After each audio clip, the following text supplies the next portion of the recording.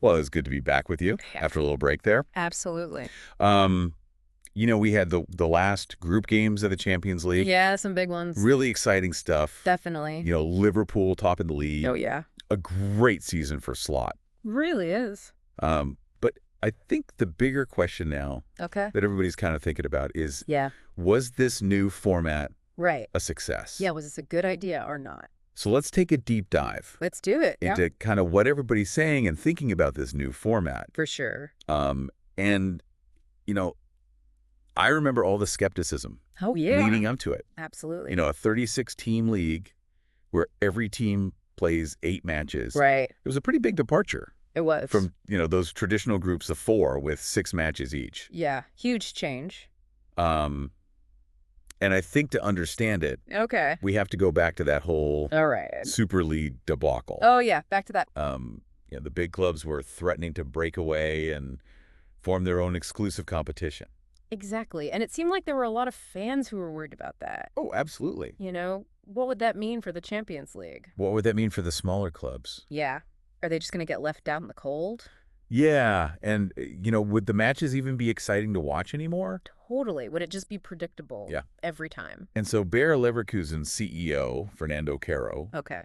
who also sits on UEFA's ECA board, Right. which helps govern European club competitions. Yeah. He actually confirmed those fears. He did? He kind of shed some light on UEFA's motivation Okay. behind this format change. Interesting. So they were trying to find a compromise, Uh-huh. a way to keep the big clubs happy Right. without sacrificing the integrity of the Champions League. Yeah. Keep them all together somehow. Yeah, Make right. everybody happy. And Caro essentially said that, some of the bigger clubs Yeah. were pushing for a closed system. Okay. A Super League with guaranteed income. Right. Just a cash cow Yeah, for them. exactly. Yeah. And thankfully that didn't happen. Thankfully it didn't. Nobody wanted that. But it sounds like UEFA had to give them something I had to give them something. to entice them to stay. Yeah, what was it? Right, and that something came in the form of this expanded format. I see more matches. More matches, Yeah.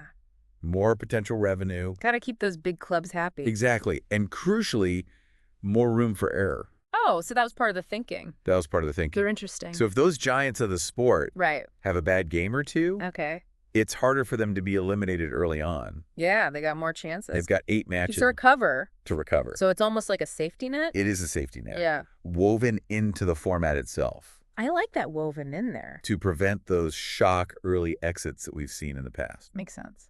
But here's where things get interesting. Right. Because while the format was intended to favor those traditional powerhouses, Right. the actual results Uh-huh. told a very different story. Oh, we did. Everybody was predicting a snooze fest. Right. It was going to be Same old boring, same Yeah. teams every year. Real Madrid, Bayern Munich, Just a foregone conclusion. just marching onto the knockout stages. Right. And we got anything but You sure did. predictable. Yeah. I mean, you look at Real Madrid, Okay. the defending champions. Right. They finished 11th in the league table. 11. They were flirting with elimination Right. at one point. That is a surprise. And Manchester City Okay. needing a win on the final day Oh, wow. just to secure their spot in the knockout rounds. to even get in. So it really throws into question whether the format Yeah. achieved what UEFA intended. I mean, they're probably scratching their heads a little bit Right. about that one. And then you look at the top 8. Okay. Bayer Leverkusen, Aston Villa, Lille.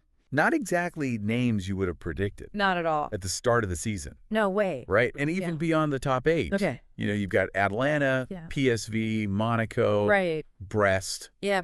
all exceeding expectations. Really interesting. It's almost as if this format Yeah. that was supposed to make things easier for the big clubs Right. actually ended up creating more opportunities for the underdogs. So the opposite. Yeah. Wow. So maybe UEFA didn't quite get the outcome They really didn't. they were expecting. Yeah. But does that automatically mean the new format is a success?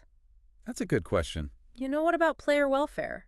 Right. Financial implications? Yeah. The very structure of the competition? Right. There's a lot more to consider here than just what happened on the pitch. Exactly. Yeah. I think we need to dive into some of those questions. Yeah, let's get into that. Okay.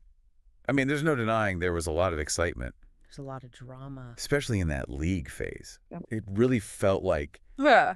And Every goal mattered. yeah. Every single match Yeah. could shake things up Right to the very end. to the very end. Yeah. Even on that final match day. Some incredible matches. Some unforgettable matches. Yeah, I mean, you think about that Benfica-Barcelona game. 9 goals. Back and forth. It was a thriller. It was. And then you've got Paris Saint-Germain Right.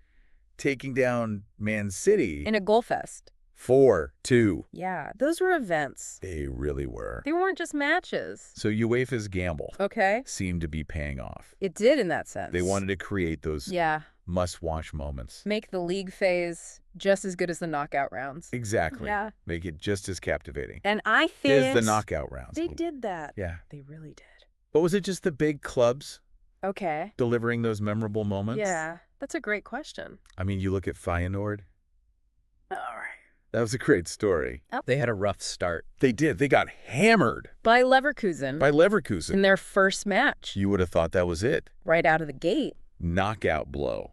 You'd think so. But they rallied. They did. They came back. Yeah. They beat Girona. They beat Benfica. Wow. And then on the final match day, Okay. last-minute draw Really? against Manchester City. Wow, that's a statement. Talk about a statement. Yeah. I mean, it really shows that Just show. even in this expanded format, Okay. with all of the supposed advantages, For those bigger clubs. the smaller teams can still compete. So there's still hope There's still hope. for the little guy. And, Atalanta, Okay. Yeah, they didn't make the top 8. they didn't make the top 8. But But they had some amazing results. they did. I mean, they drew with Arsenal. Right. They drew with Barcelona. They were a tough out. Yeah. I mean, it's like this format gave them a platform Yeah. to really show what they can do. Showcase their talent. Yeah. Show their ambition. Almost like it was leveling the playing field a little bit. Yeah. Even though that wasn't really the intention. But is that sustainable? That's a good question. Is that just a fluke? A fluke of this season. You think about Man City, Right, they had a lot of injury. a lot of injuries. Yeah. And that really affected their performance. So what happens when those big clubs are back at full strength? When they're firing on all cylinders. Right, and they figure They out, figure out this new format. how to play it best. Yeah. Will we still see that same level of competitiveness? Right. Or will they just dominate like we're used to? Good question. I think it's something we have to watch closely For sure. over the next few seasons. Absolutely. It's really interesting, though, It is. that this new format is creating this whole new conversation. It's got everybody talking. Yeah, about what the Champions League should be. Exactly. I mean, we can't ignore the other concerns, though, About this format. like player welfare. The big one. These guys are already Yeah. playing so many matches, Ridiculous schedule. and this is just adding to it. It's a lot. 8 league matches, E. knockout rounds, Plus domestic competitions. plus international tournaments. It's tough. It really is. It's a lot to ask. And we're seeing more and more players Yeah. getting injured, Burning out. burning out. Yeah. So you have to ask, You do. is it worth it? Is all this excitement All these thrilling matches? worth risking the player's health? Yeah. Is it worth that? Big question. And then you look at What a big... the financial side of things. Right. Does this format? Does it actually benefit Yeah. the elite clubs More than anyone else. more than anyone else? Even more than they already do. Yeah. It's almost like a self-fulfilling prophecy. It is. The more matches they play, The more money they make, the more money they make. the stronger they get. The bigger the gap gets. Yeah.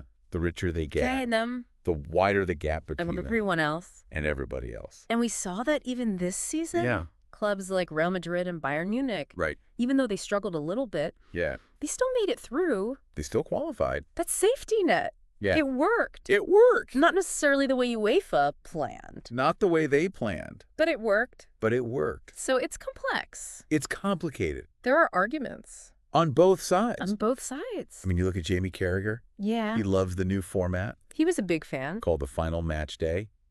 Sensational. Yeah, he loved it. But others argue Okay. that it lacks real jeopardy. Ah. Those matches are exciting, Okay. but they don't have the same weight. Not do or die. Yeah. Like in the old format. Exactly. Interesting. So I think this is a debate that's going to continue I think so. for a while. For a while. And it's not just the pundits. The fans are weighing in too, They are. and they've got all sorts of opinions. Where are they talking about it? Everywhere, social media forums. Online. Yeah, we found this really interesting Reddit thread Okay, what were they saying? about this new Swiss model. Yeah. And the range of perspectives Yeah. was fascinating. What were some of the things they were saying? Well, some people love it. Okay, why? They say it's more dynamic, Okay. more That's unpredictable. them on the edge of their seat. Keeps them on the edge of their seat. I can see that. And then others say they miss the old format. Yeah, the simplicity, the clear-cut groups. Right. Just advance or you don't. The knockout stages. Just straightforward. Straightforward. Yeah. They say this is too much. convoluted, too confusing. Too many matches. Yeah, and they think it takes away from the drama Yeah, I can see that. of those knockout matches. Yeah, like you lose a little bit of the importance. Of games. It seems like there's no easy answer. Doesn't seem like it. No universal verdict. Everyone's got a different opinion. It comes down to individual preference. Yeah. What do you value most Exactly. about the Champions League experience? You know, if it's the thrill of unpredictability. Right. You know, edge of your seat moments. And you probably like the new format. You probably like the new format. Yeah. But if you like the tradition, Okay.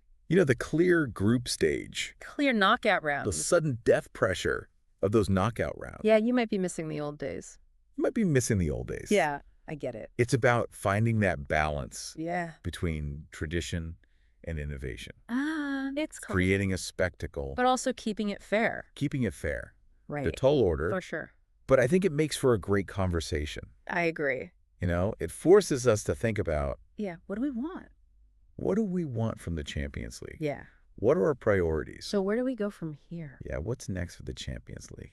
Well, UEFA is going to have to They have to. keep evaluating this. They're going to have to look at the feedback See what everyone's saying. from the clubs, from the players, From the fans, most importantly. from the fans. Yeah. You know, are they achieving their goals? Yeah. Is it more competitive? Is it more engaging? Is it actually working the way they planned? Or are they creating new problems? Yeah, without realizing it. Yeah. It's tough. It's a delicate balancing act. It really is. But the Champions League, you know, it's always changing, Always evolving. always adapting, Yeah. just like the sport itself. Keeps things interesting. That's for sure. Well, we've got to leave you with something to think about. We do. So here's a question. Okay. Will this new Champions League format ultimately benefit the sport?